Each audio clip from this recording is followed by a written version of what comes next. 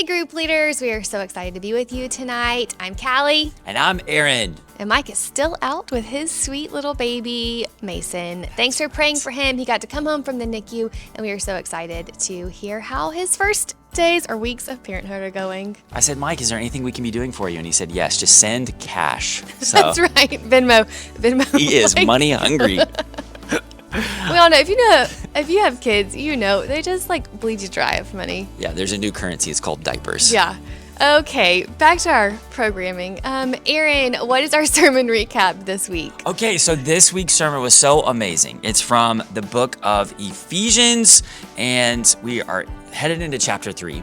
So there's 5 major points that I feel like I took away from the message that Sean preached. I'm going to hit you with them real quick. Number 1, in Christ, we have access to more power than we can imagine. As we're talking about the gospel, the good news that changes lives, we've grown up with it. But Ephesians is pointing out that neither the ancients or the angels have access to the information God has given us. Wow. So all the people leading up before us and the angels in the cosmos who have known God since, before we did, He has entrusted humans with this message. So that's mind-blowing. You have access to more power than you realize. Number 2, the power of the message is the power of life and death. So goodness gracious, we could linger on that. Number 3, God has entrusted us to unleash this power. So why do we say we're equipping each other to share the gospel? Why do we want to multiply? It's because we take this seriously. God has entrusted us to share this power. Number 4 goes along with that. We will be held accountable for what we do with the power God has given us. So stewardship is really important to God, and He says we are stewards of the gospel. The 5th thing, so that's intimidating. Here's the help. The 5th thing that we see in the passage is that God's presence will give us the boldness to walk in His power. Yeah. So He works in us and through us, and we can do this together. So good.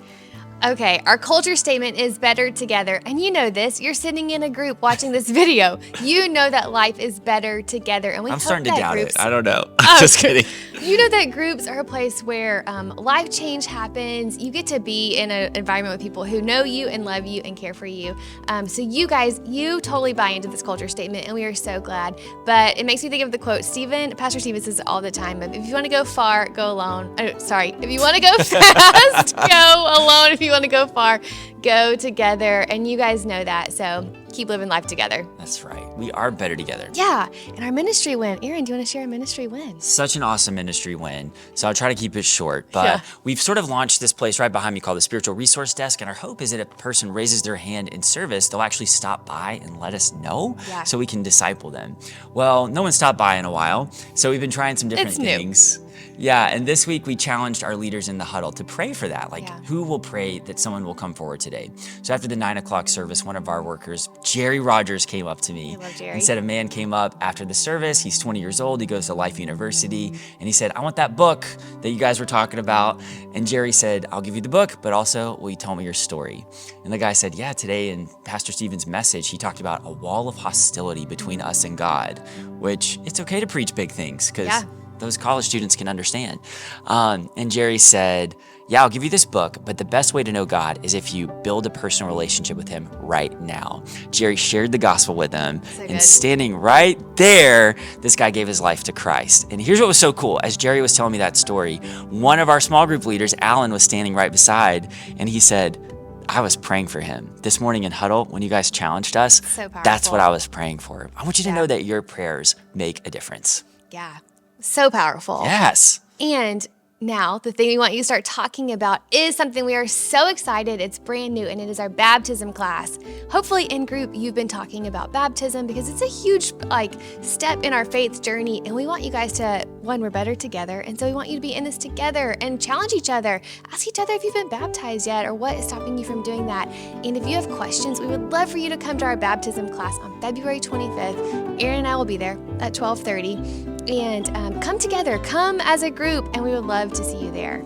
Yeah, I bet there's people that you know right now who don't know where they stand with Jesus, and they don't know where they stand with baptism. Yeah. And it can feel like such a big step. It can, because it is. Yeah, it can feel so mysterious and so wild. And so I think what really good disciple makers do is like we give really simple next steps on the journey of following Jesus. And so I feel like what we can do as a ministry staff is like we can push opportunities to people, but we really need your help to pull them along, to say, hey, this is really cool. Will you come with me? Would you let me come with you? And let's go to this class together. And I just feel like something that simple could change someone's life forever. For sure. Yeah. So we're excited. We hope to see you there. Have a great group.